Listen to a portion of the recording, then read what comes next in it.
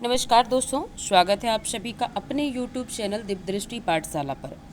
दोस्तों, आज का हम लोगों का ये जो सेशन रहेगा वो सेशन हम लोगों का साइंस MCQ के ऊपर रहेगा।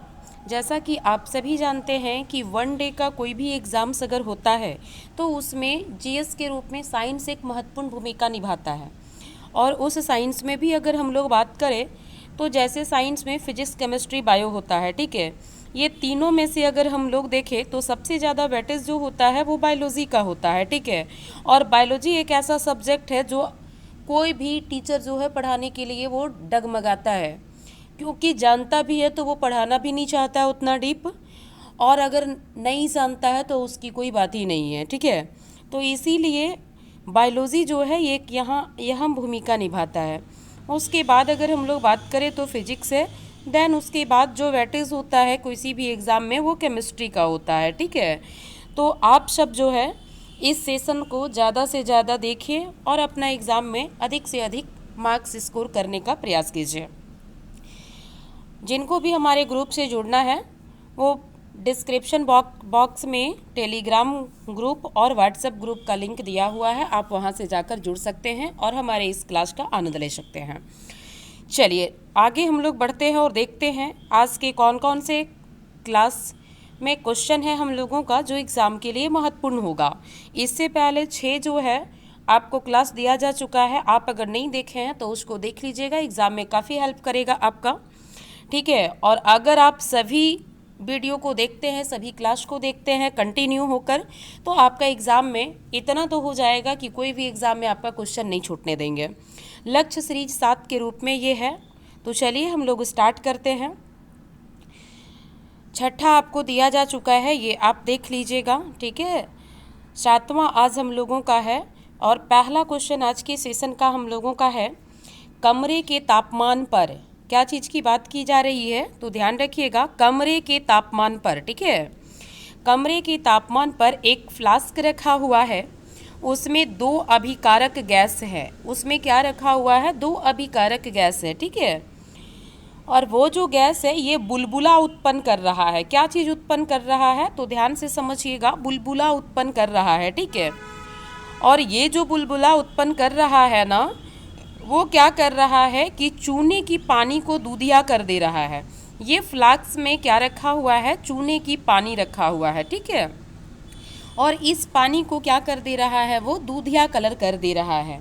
अब ये जो अभिकारक फ्लास्क में रखा हुआ है वो क्या है? आपसे क्वेश्चन यही पूछ रहा है। चलिए क्वेश्चन को अच्छे से समझिए तभी इसका आंसर समझ में आएगा।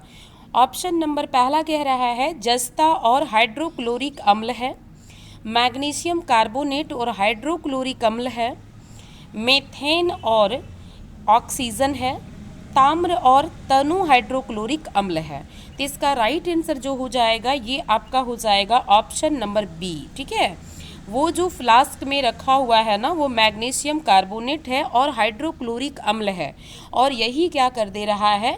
बुलबुला उत्पन्न कर रहा है और चूने की पानी को दूधिया कर दे रहा है, ठीक है। एक अभिकारक मैग्नीशियम कार्बोनेट है और दूसरा अभिकारक हाइड्रोक्लोरिक अम्ल है। हाइड्रोक्लोरिक अम्ल के बारे में थोड़ा सा पहले याद रख लीजिएगा कि मनुष्य के शरीर में अगर कोई अम्ल अगर उपस्थित है तो वो कौन सा अम्ल उपस्थित है? तो हाइड्रोक्लोरिक अम्ल है, जिसको HCl के नाम से जाना जाता है, ठीक है। ये ध्यान रखिएगा, बाकी इसके बारे में हम लोग डिस्कस बाद में करेंगे। यहाँ पे इसका आंसर क्या हुआ? मैग्नीशियम कार्बोनेट और हाइड्रोक्लोरिक एसिड हो गया है ना। अब यहाँ पे क्या कह रहा है कि ये जो मैग्नीशियम कार्बोनेट और हाइड्रोक्लोरिक एसिड है ना, ये क्या करता है कि कार्बन डाइऑक्साइड गैस बनाता है। ये दोनों अभिकारक है, ठीक है। कोई भी अभिक्रिया जब होता है ना तो उसमें एक या एक से अधिक अभिकारक हो सकते हैं, और ये अभिकारक मान लेते हैं यहाँ 2 अभिकारक है। ये दोनों अभिकारक मिलकर क्या करेगा कि नया उत्पाद बनाएगा। अब उत्पाद भी एक हो सकते हैं या तो एक से अधिक भी हो सकते हैं, ठीक है। तो ये दोनों जो अभिकारक है मैग्नीशियम कार्बोनेट और हाइड्रोक्लोरिक अम्ल, ये दोनों मिलकर क्या करता है? कार्बन डाइऑक्साइड गैस बनाता है, यानी CO2 बनाता है, ठीक है। और यही CO2 क्या करता है? चूना का पानी जो होता है ना उसको क्या कर देता है? दूधिया कलर का कर देता है, ठीक है। अब चूने की पानी का अगर हम लोग बात करेंगे तो चूने की पानी को लाइम वाटर भी कहा जाता है, ये ध्यान रखिएगा क्योंकि एग्जाम में बहुत बार ये पूछा जा चुका है। ठीक है, लाइम वाटर भी इसको कहा जाता है। और ये जो कैल्शियम हाइड्रोक्साइड जो होता है ये पानी में घुलनशील होता है। ठीक है, अब अगर हम लोग बात करेंगे कि कार्बन डाइऑक्साइड गैस चूने की पानी जो था ना उसको क्या कर दिया, दूधिया कर दिया। ठीक है, तो ये जो चूना की पानी है इसका केमिकल नाम क्या है, तो ये ध्यान रखिएगा, इसका केमिकल नाम है चूने की पानी का कैल्शियम हाइड्रोक्साइड। क्या है, कैल्शियम हाइड्रोक्साइड है। ठीक है, क्योंकि ये एग्ज़ाम में पूछा जाता है केमिकल नेम को। चलिए नेक्स्ट क्वेश्चन की ओर बढ़े और नेक्स्ट क्वेश्चन हम लोगों के सामने है, कौन सा विटामिन है जो शरीर को कैल्शियम को अवशोषित करने में मदद करता है। ठीक है, देखिए विटामिन बहुत तरह के होते हैं। ठीक है, उसमें से पूछ रहा है आपसे कि कौन सा विटामिन है जो कि कैल्शियम को अवशोषित करने में शरीर को मदद करता है। Vitamin B, vitamin A, vitamin C, vitamin D. तो इसका राइट आंसर जो हो जाएगा ऑप्शन नंबर आपका डी हो जाएगा, विटामिन डी। विटामिन डी जो होता है ना वो शरीर में कैल्शियम की मात्रा को अवशोषित करने के लिए जिम्मेदार होता है। अब कैल्शियम डी और कैल्शियम मिलकर क्या करता है, तो हड्डी को मजबूत बनाता है। देखिए ये जो विटामिन डी है, ठीक है, और ये जो कैल्शियम है, ये दोनों मिलकर क्या करता है, तो ये जो हड्डी होता है ना उस हड्डी को मजबूत बनाने का काम करता है। ठीक है, आगे अगर हम लोग बात करें तो कह रहा है कि विटामिन डी जो होता है वो ज़्यादा मात्रा में खून में कैल्शियम का स्तर बढ़ सकता है।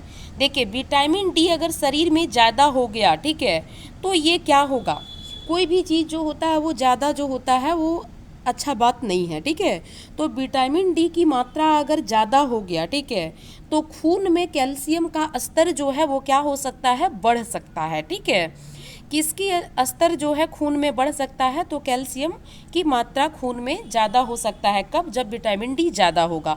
विटामिन डी का मेन स्रोत जो होता है वो क्या होता है, तो सूर्य का प्रकाश होता है, ये ध्यान रखिएगा। ठीक है, कम होगा तो हड्डी आपकी कमज़ोर हो जाएगी, है ना। आगे अगर हम लोग बात करें तो अगला क्वेश्चन जो एग्ज़ाम में पूछा जाता है बहुत ज़्यादा महत्वपूर्ण है, वो ये है कि विटामिन डी की जब कमी होती है शरीर में, ठीक है, तो कौन सी बीमारी होती है। ठीक है, तो बीमारी जो होती है वो होती है ऑस्टियोपोरोसिस। क्या होता है, ऑस्टियोपोरोसिस। ठीक है, ऑस्टियोपोरोसिस नामक बीमारी होती है। और इस बीमारी में क्या होता है, देखो ऑस्टियो का मतलब हो गया हड्डी, ठीक है, और पोरोसिस का मतलब हो गया आपका छिद्र हड्डी में, यानी हड्डियां में क्या है, छिद्र हो जाता है। ठीक है, तो ये सब ध्यान रखिएगा।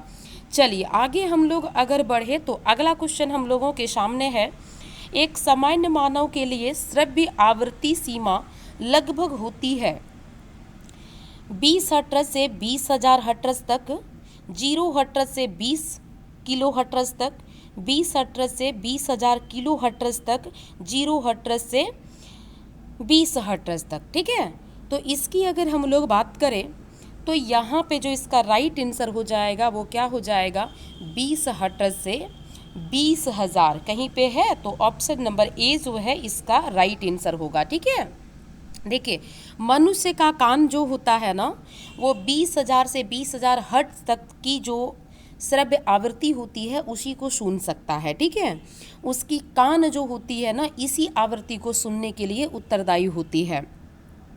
अब यहाँ से बात आता है कि ये जो ध्वनि होती है ये क्या होती है, तो ये जो होती है ना एक ऊर्जा का रूप होती है। ठीक है, और ये तरंग के रूप में अगर देखा जाए तो ये आयांत्रिक तरंग होती है। ठीक है, अब यहाँ से बात करें कि ये जो ध्वनि का स्तर होता है इसको किस में मापा जाता है, तो इसको डेसिबल में मापा जाता है, इसको ध्यान रखिएगा। ठीक है, और चमगादड़ जो होता है ना 20 किलो हर्ट्ज से ऊपर की ध्वनि सुन सकता है।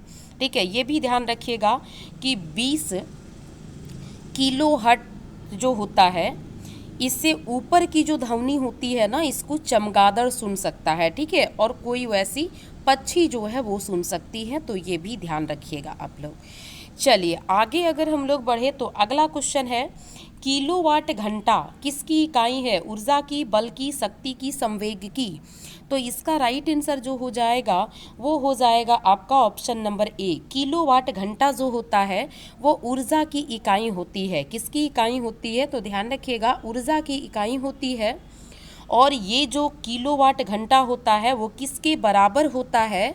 तो ये जो है ना 1 किलोवाट के बराबर होता है। ध्यान रखिएगा, कितने के बराबर होता है? 1 किलोवाट के बराबर होता है।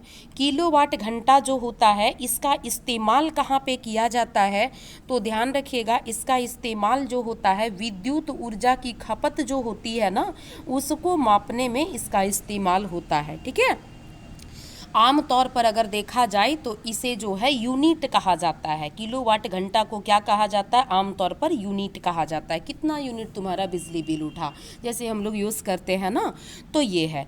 अब आगे अगर हम लोग बात करें तो आगे क्वेश्चन जो एग्ज़ाम के पॉइंट ऑफ व्यू से महत्वपूर्ण है उसकी चर्चा कर लेते हैं कि 1 किलोवाट घंटा जो होता है ना वो कितने किलो जूल के बराबर होता है? तो ध्यान रखिएगा, ये 3600 किलो जूल के बराबर होता है। ठीक है, ये एग्ज़ाम में क्वेश्चन पूछता है, इसीलिए इसको ध्यान रखिएगा।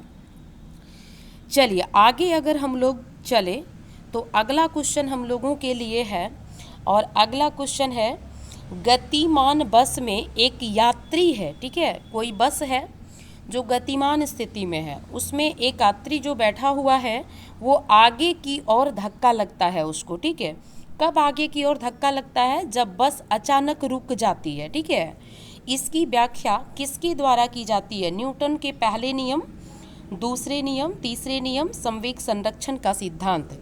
तो इसका जो राइट आंसर हो जाएगा वो क्या हो जाएगा? वो आपका हो जाएगा न्यूटन के पहले नियम के द्वारा। ठीक है, देखिए ये जो न्यूटन साहब थे ना, ये न्यूटन साहब जो है गति से रिलेटेड अगर देखा जाए तो इन्होंने 3 नियम दिया था। ठीक है, फर्स्ट नियम न्यूटन का, दूसरा नियम और तीसरा नियम। ठीक है, अब अगर हम लोग बात करें तो पहला नियम जो होता है, यानी पहला नियम जो है न्यूटन साहब का, वो नियम को जड़त्व का नियम कहते हैं। कौन सा नियम कहते हैं? तो याद रखिएगा, जड़त्व का नियम इसको कहते हैं। ठीक है, जड़त्व क्या है? अब यहाँ से एक क्वेश्चन निकलता है कि जड़त्व क्या है।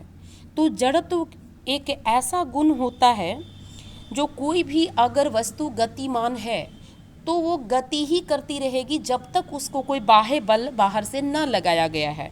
और कोई वस्तु अगर विराम अवस्था में है तो वो विराम अवस्था में ही रहेगी जब तक उस पर कोई बाह्य बल ना लगाया गया हो। ठीक है, और न्यूटन का जो पहला नियम का गति है वो यही बात कहता है कि कोई भी वस्तु तब तक विरामावस्था में या एक समान गति से वो चलती रहेगी या बनाए रहेगी जब तक कि उस पर कोई बाह्य बल ना लगे। ठीक है, दूसरी नियम की अगर हम लोग बात करें न्यूटन का, तो दूसरा नियम क्या कहता है?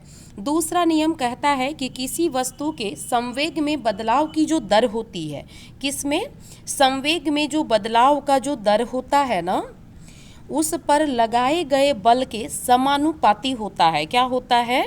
ध्यान रखिएगा, ये क्वेश्चन पूछता है। ठीक है, कि दूसरा जो नियम होता है न्यूटन का वो कहता है कि किसी वस्तु के संवेग में जो बदलाव हुआ है, ठीक है, उसका दर और उसी वस्तु पर लगाए गए बल जो होता है एक दोनों का क्या होता है? समानुपाती होता है। ठीक है, तीसरा नियम की अगर हम लोग बात करें तो तीसरा नियम कहता है क्रिया प्रतिक्रिया का नियम। क्रिया प्रतिक्रिया का नियम क्या है? ये कहता है कि हर क्रिया के बराबर जो होती है विपरीत दिशा में प्रतिक्रिया होती है। जितना हम उधर बल लगाएंगे उतना ही विपरीत प्रतिक्रिया में बल लगेगा, है ना। तो ये तीनों नियम जो है न्यूटन का, ये ध्यान रखिएगा। और इसका राइट आंसर जो हो जाएगा वो क्या हो जाएगा? न्यूटन का पहला नियम। पहला नियम में क्या होता है कि जब कोई व्यक्ति गतिमान स्थिति में होता है, ठीक है, और बस में बैठा हुआ है, तो उसको अगर धक्का लगता है और अचानक बस रुक जाती है तो वो आगे की ओर झुक जाता है। ठीक है, चलिए नेक्स्ट क्वेश्चन की ओर बढ़े हम लोग। और नेक्स्ट क्वेश्चन है, याहार नली में अंगों द्वारा स्रावित कौन सा रस जो है वसा के पाचन में महत्वपूर्ण भूमिका निभाता है? वसा के पाचन की यहाँ पे बात की जा रही है। ठीक है, तो इसका ऑप्शन है पहला अग्नाशयी रस और लार, हाइड्रोक्लोरिक अम्ल और स्लैम, पीत रस और अग्नाशयी रस, लार और हाइड्रोक्लोरिक अम्ल। तो इसका राइट आंसर जो आपका होगा ये ऑप्शन नंबर आपका सी हो जाएगा। ठीक है, देखिए यहाँ पे बात की जा रही है किसका, वसा का पाचन में। ठीक है, किस चीज़ के पाचन की यहाँ पे बात की जा रही है, तो ध्यान रखिएगा कि यहाँ पे जो है ना वसा के पाचन की बात की जा रही है। ठीक है, मनुष्य का जो पाचन क्रिया होता है ना ये मुंह से ही स्टार्ट हो जाता है और कहाँ पे ख़त्म होता है, तो ये छोटी आंत में जो है ना पाचन क्रिया जो है ये ख़त्म होती है। इसको भी ध्यान रखिएगा आप लोग। ठीक है, कहाँ से पाचन स्टार्ट होता है, तो मुंह से। मुंह में किस चीज़ का पाचन स्टार्ट होता है, तो कार्बोहाइड्रेट का होता है, ये भी ध्यान रखिएगा। ठीक है, कार्बोहाइड्रेट का पाचन जो है प्रारंभ होता है, यहाँ पे ना तो वसा का पाचन शुरू होता है ना तो प्रोटीन का। अब वही चीज़ को यहाँ पूछता है कि वसा का पाचन में कौन सा रस है, ठीक है, जो कि महत्वपूर्ण भूमिका निभाता है। तो इसमें दो रस जो है ये महत्वपूर्ण भूमिका निभाता है, एक पीत रस और एक अग्नाशय रस। ठीक है, पीत रस का काम क्या होता है ये समझिएगा। पीत रस का काम होता है कि जो भी वसा यानी तेल घी हम खाए हुए हैं, ठीक है, उससे शरीर को जो है क्या मिला, वसा मिला। और ये वसा जो है ये एक जटिल रूप होता है। ठीक है, ये क्या होता है, जटिल रूप होता है, जिसको छोटे छोटे टुकड़ों में करना है तब शरीर इसको एक्सेप्ट करेगा। ठीक है, अब इसका छोटा रूप क्या होगा, तो जब छोटा रूप इसका जो होगा ना, उस छोटा रूप को होने के लिए जो है पीत रस जो है ये महत्वपूर्ण भूमिका निभाता है। और पीत रस क्या करता है, वसा का इमल्सिफिकेशन कर देता है। क्या करता है, इमल्सिफिकेशन कर देता है ये। अब इमल्सिफिकेशन क्या है, तो समझिएगा कि इमल्सिफिकेशन जो होता है वो एक ऐसी प्रक्रिया है जो क्या करती है, वैसा जो बड़ा रूप है इसको छोटे छोटे कणों में तोड़ देती है। इसी प्रक्रिया को इमल्सिफिकेशन कहा जाता है। ठीक है, तो पचाने में हेल्प पीतरस किया। दूसरा अग्नाशयी रस करता है। ठीक है, कौन करता है, अग्नाशयी रस। अग्नाशय से जो है मेनली अगर देखा जाए तो जो है आपका एमाइलेज नाम का क्या निकलता है, इंजाइम्स निकलता है। ठीक है, इमाइलेज क्या करता है, कार्बोहाइड्रेट को पचाने में हेल्प करता है। दूसरा इंजाइम जो है ये लाइपेज निकलता है। लाइपेज क्या करता है, वसा को पचाने में हेल्प करता है। ठीक है, और तीसरा अगर हम लोग बात करें तो रेनिन नाम का इंजाइम्स निकलता है जो दूध का पचाने में हेल्प करता है ये। ठीक है, किसको पचाने में हेल्प करता है, दूध को। ये जो रेनिन एंजाइम है ये ज़्यादातर नवजात बच्चे जो होते हैं ना, नवजात बच्चे यानी जब तक बच्चा खाना नहीं खाता है, दूध पर डिपेंड रहता है, तब तक उसके शरीर में ज़्यादा स्राव होता है, क्योंकि रेनिन का काम है दूध को पचाना। ठीक है, तो ध्यान रखिएगा इसका जो राइट आंसर हो जाएगा ये ऑप्शन नंबर आपका सी हो जाएगा। कौन सा जीव है जो त्वचा से सांस लेता है, सांप है, केंचुआ है, बंदर है, मनुष्य है। तो इसका राइट आंसर जो होगा ऑप्शन नंबर आपका बी हो जाएगा, केंचुआ। केंचुआ के पास जो होता है ना ये फेफड़ा नहीं होता है। ठीक है, क्या नहीं होता है, फेफड़ा नहीं होता है, इसीलिए ये क्या करता है, त्वचा से बेचारा सांस लेता है। ठीक है, अब अगर हम लोग इसकी बात करें मनुष्य की, तो मनुष्य जो होता है, ठीक है, और बंदर जो होता है ये दोनों क्या है, फेफड़ा से सांस लेता है। ठीक है, अब केंचुआ की अगर थोड़ा सा हम लोग बात करें तो यहाँ पे देखिए केंचुआ का जो त्वचा होता है ना ये बहुत पतली और नम होती है। ठीक है, जिससे हवा जो है आसानी से पास कर जाती है और वो सांस ले लेता है। ठीक है, मेढक की अगर हम लोग बात करें तो मेढक का ध्यान रखिएगा, ये एग्जाम में पूछता है। ठीक है, मेढक जो है ये दो तरीके से सांस लेता है। क्यों, क्योंकि मेढक जो है ये जल में भी रह सकता है और स्थल में भी रह सकता है। ठीक है, इसीलिए इसको उभयचर प्राणी मेढक को बोला जाता है। क्या बोला जाता है, उभयचर प्राणी बोला जाता है, क्योंकि ये दोनों जगह रहता है। ठीक है, मेढक जब पानी में होता है ना तो ये क्या करता है कि अपनी नम त्वचा जो होता है उससे ये क्या करता है, ये सांस ले लेता है जब ये पानी में रहता है तो। और जब ये क्या करता है कि स्थल पे रहता है तो ये फेफड़ा से सांस लेता है। ठीक है, तो ये सब कुछ इम्पोर्टेंट है एग्ज़ाम के लिए जो कि आप याद रखिएगा। आगे अगर हम लोग बढ़े तो अगला क्वेश्चन हम लोगों के सामने है, और अगला क्वेश्चन है इनमें से क्या रक्त स्कंदन में सहायक है, विटामिन ए, डी, के, फॉलिक अम्ल। तो इसका जो राइट आंसर हो जाएगा आपका वो क्या हो जाएगा, तो इसका राइट आंसर आपका होगा ऑप्शन नंबर सी, विटामिन के। ठीक है, विटामिन के जो होता है ये खून का थक्का बनाने में जो है ना ये सहयोग करता है।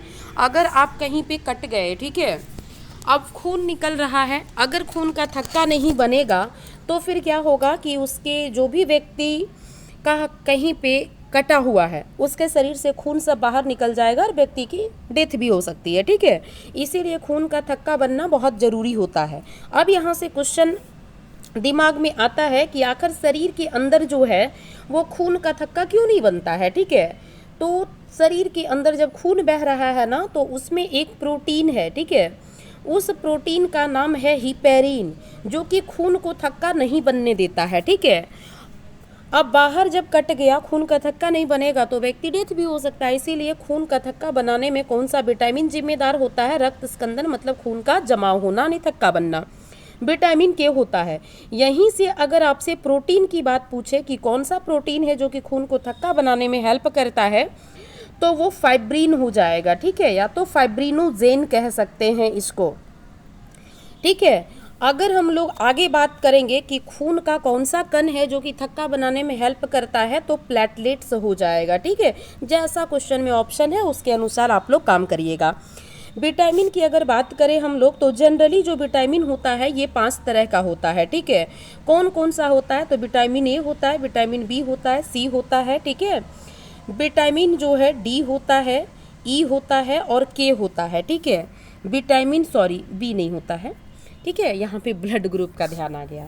विटामिन ए होता है, सी होता है, डी होता है, ई होता है, के होता है। ठीक है, अब इस पांचों विटामिन को अगर हम लोग बांटे तो ये दो स्रोत में विभाजित होता है। एक होता है जो कि जल में घुलने वाला होता है, ठीक है, और एक जो होता है वसा में घुलने वाला विटामिन होता है। ठीक है, एक जल में घुलने वाला और एक वसा में घुलने वाला प्रोटीन होता है। जल में घुलने वाला प्रोटीन जो होता है वो बी एंड सी होता है। ठीक है, बाकी जो भी आपका बच गया, जैसे आपका ए बच गया, डी बच गया, ई बच गया, के बच गया, ये चारों विटामिन जो होता है वो वसा में घुलनशील होता है। यानी एडेक जो होता है ये वसा में घुलनशील विटामिन होता है, और बी और सी जो होता है ये जल में घुलने वाला होता है।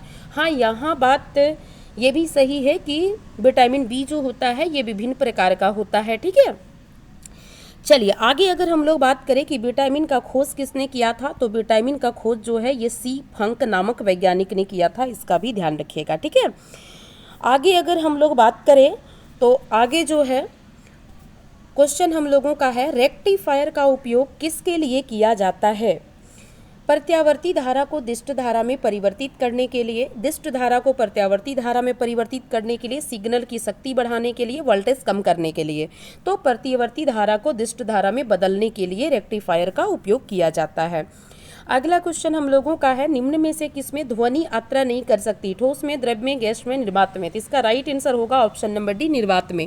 ध्वनि जो होती है वो निर्वात में नहीं गमन कर सकती है। क्यों? क्योंकि ध्वनि को गमन करने के लिए माध्यम की आवश्यकता होती है। ठीक है, जब तक माध्यम नहीं होगा तब तक ये गमन नहीं कर सकती है। इसीलिए निर्वात में क्या होता है कि किसी भी प्रकार का हवा नहीं होता है, ठीक है, यानी उसमें माध्यम नहीं होता है, जिसके कारण ये गमन नहीं कर सकती है। ये किस में गमन करती है, तो ये ठोस में गमन कर सकती है, द्रव्य में गमन कर सकती है और गैस में भी गमन कर सकती है। अब सबसे ज़्यादा किस में गमन कर सकती है स्पीड से, तो सबसे ज़्यादा स्पीड जो है ठोस में होता है, फिर द्रव्य में, फिर गैस में होता है ध्वनि का, ये ध्यान रखिएगा। अगला क्वेश्चन है, जंग लगने पर लोहे के भार में क्या परिवर्तन होता है। कम हो जाता है लोहा का भार, बढ़ जाता है, समान रहता है, इनमें से कोई नहीं। तो इसका राइट आंसर हो जाएगा ऑप्शन नंबर बी, बढ़ जाता है। जब जंग लगता है ना तो लोहे की भार में क्या परिवर्तन होता है, तो लोहा का भार बढ़ जाता है। अगला क्वेश्चन है, मनुष्य में पसलियों की संख्या होती है, मनुष्य के अंदर जो है ना पसली की संख्या कितनी होती है। 12 जोड़ी होती है, 13 जोड़ी होती है, 10 जोड़ी होती है या फिर 14 जोड़ी होती है। तो इसका राइट आंसर होगा ऑप्शन नंबर ए। ठीक है, मनुष्य में पसलियाँ जो होती है ना इस टाइप से दोनों साइड से जो है ये रहती है। ठीक है, चेस्ट में। अगर हम लोग बात करें तो मनुष्य की पसलियां जो होती है ये 12 जोड़ी होती है, ठीक है। 12 इधर होती है, 12 इधर, मतलब संख्या में अगर हम लोग बात करें तो पसलियों की संख्या जो मनुष्य में होती है ये 24 होती है, ठीक है। यानी जोड़े में 12 जोड़े, ये ध्यान दीजिएगा, ठीक है। 12 संख्या में जो है दाईं ओर होती है और 12 संख्या में पसली बाईं ओर होती है, ठीक है।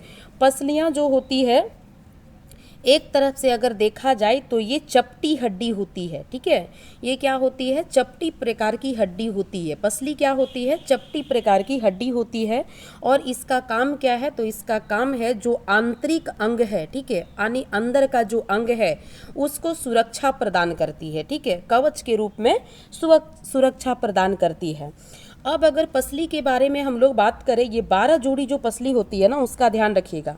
7 जोड़ी जो ऊपर से पसली होती है, ठीक है, इसको वास्तविक पसली कहा जाता है। यहाँ से भी क्वेश्चन पूछता है ज़्यादा डीप अगर जाएंगे तो, ठीक है। ये जो 7 जोड़ी ऊपर से होती है वो वास्तविक पसली होती है, ठीक है। अगर हम लोग 8वें पसली, 9वें पसली, ठीक है, और 10वां पसली की अगर हम लोग बात करेंगे तो ये तीनों जो होता है 8, 9, 10, ये जो होता है ना असत्य पसली होता है, ठीक है। क्यों?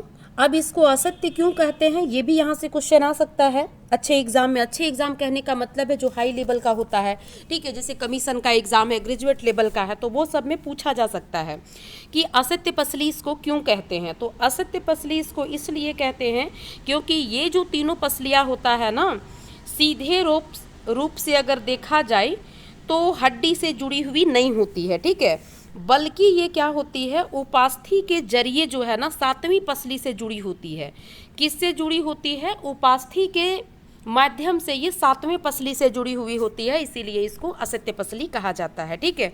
और लास्ट में जो 2 होती है, 11वीं और 12वीं जोड़ी जो पसली होती है ना, इन दोनों पसलियों को कहा जाता है फ्लोटिंग पसली। ये भी ध्यान रखिएगा, यानी 7 तक वास्तविक, 8, 9, 10वीं पसली जो होती है असत्य पसली, ठीक है, और 11वीं और 12वीं लास्ट वाली जो होती है उसको कहा जाता है फ्लोटिंग, मतलब तैरने वाला पसली कहा जाता है, ठीक है। मनुष्य में अगर देखा जाए कि पुरुष और महिलाओं में, तो दोनों में पसलियों की संख्या जो होती है वो क्या होती है? इक्वल होती है, यानी बराबर होती है, ठीक है। अगला क्वेश्चन की अगर हम लोग बात करें तो अगला क्वेश्चन है, गर्म भोजन या इत्र की गंध दूर तक किस कारण से फैल जाती है? विसरण से, संगलन से, वाष्पन से, द्रवन से। तो इसका राइट आंसर होगा ऑप्शन नंबर ए, विसरण से, ठीक है। गर्म भोजन रहता है या तो कोई भी सुगंधित चीज है, ठीक है, इत्र है, सेंट है, उसका गंध जो है दूर तक जाता है, किसके माध्यम से? तो विसरण के माध्यम से, ठीक है। विसरण क्या है? तो विसरण समझिएगा कि एक प्रकार का ये प्रक्रिया होता है जो किसी पदार्थ का जो अणु होता है ना, कोई भी पदार्थ का जो अणु होता है, ठीक है, उसको एक से दूसरे में मिलने की प्रक्रिया जो होती है ना, उसी को क्या कहता है? विसरण कहा जाता है, इंग्लिश में डिफ्यूजन कहा जाता है, ठीक है। डायरेक्ट पूछता है कि इत्र या सेंट का गंध जो होता है एक कमरे से दूसरे कमरे तक कैसे फैल जाता है, तो विसरण प्रक्रिया से ध्यान रखिएगा, ठीक है। गैसों का अणु जो होता है एक दूसरे से ज़्यादा दूरी पर रहता है, इसलिए गैस तेजी से क्या होता है? एक दूसरे से मिल जाता है, ठीक है। ये गैस का गुण होता है, इसको भी आप ध्यान रखिएगा। चलिए अगर हम लोग आगे इसमें बात करें तो आगे क्या कह रहा है कि इत्र का जब बोतल होता है ना, यानी सेंट का, उसको अगर खोलते हैं तो इत्र हवा में तुरंत फैल जाता है, अगरबत्ती का सुगंध तुरंत फैल जाता है। यह किसका उदाहरण है? तो यह विसरण का उदाहरण है। ये दोनों उदाहरण आप लोग जरूर याद रखिएगा, ठीक है। अगरबत्ती का सेंट, इत्र का गंध और गर्म भोजन का स्वाद का सुगंध, ठीक है। नेक्स्ट क्वेश्चन है, 0 डिग्री सेल्सियस पर जल की भौतिक अवस्था जो होती है क्या होती है? विलयन, तरल, गैस या ठोस? तो इसका राइट आंसर हो जाएगा ऑप्शन नंबर डी, ठोस, ठीक है। क्यों होता है? तो समझिएगा, 0 डिग्री सेल्सियस जो होता है ना, ये जो तापमान आपका होता है, ठीक है, इसमें जल की भौतिक अवस्था क्या हो जाती है? ठोस हो जाती है। क्यों हो जाती है? क्योंकि जब पानी 0 डिग्री सेल्सियस टेम्परेचर पर रहता है तो वह क्या होता है कि अपने फ्रीजिंग पॉइंट पे रहता है, ठीक है। किस पॉइंट पे रहता है? वो फ्रीजिंग पॉइंट पे होता है, ठीक है। लेकिन जब कहीं बाहर से इसके ऊपर जो है ना ऊष्मा का प्रवाह जब कराया जाता है तो ताप जो है वो बढ़ जाता है। अब टेम्परेचर जब बढ़ेगा तो क्या हो जाएगा, फिर ये द्रव्य अवस्था में हो जाएगा, ठीक है। इसीलिए क्या है कि ये जो होता है 0 डिग्री सेल्सियस पर जब इस पर किसी भी प्रकार का ऊष्मा नहीं दिया जाता है तो उस समय ये क्या होता है, ठोस अवस्था में होता है, ठीक है। नेक्स्ट क्वेश्चन है और आज के सेशन का लास्ट क्वेश्चन है आपका, किसी तत्व के द्रव्यमान प्रति इकाई आयतन को क्या कहते हैं? घनत्व कहते हैं, तरलता कहते हैं, दृढ़ता कहते हैं या द्रव्यमान कहते हैं, ठीक है। तो इसका राइट आंसर जो आपका हो जाएगा ये हो जाएगा आपका ऑप्शन नंबर ए, घनत्व, ठीक है।